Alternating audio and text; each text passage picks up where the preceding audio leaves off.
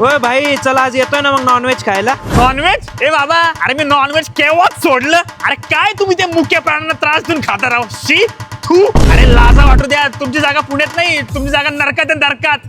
तुला एक व्हिडिओ दाखवतो. त्या व्हिडिओमध्ये तो सगळं समजेल. ते कसं बनतं, कसं शिजतं, कुठनं येतं, काय करतं, कशामध्ये काय मिक्सिंग असतं आजकाल. काही अंड्यामध्ये चिकन, चिकन मध्ये मटन, मटन मध्ये मासा, मासामध्ये प्लास्टिक, प्लास्टिक मध्ये सोया चाप मध्ये मशरूम, मशरूम मध्ये भाई तुला वेळ लागायची काम आहे आजकाल. काही खात नको जाऊ. नॉनव्हेज सोडून दे भाई. तू हा व्हिडिओ बघ.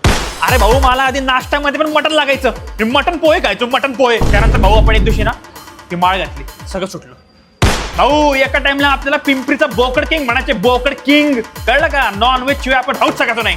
हो मग तू अंडे पण नाही खात? भाऊ एक टाइम असा होता, मी जिमच्या आधी 28, जिम मध्ये 28 आणि जिम नंतर 28 अंडी खायचो. कळलं का. भाऊ एक दिवस आला, सगळं सोडलं.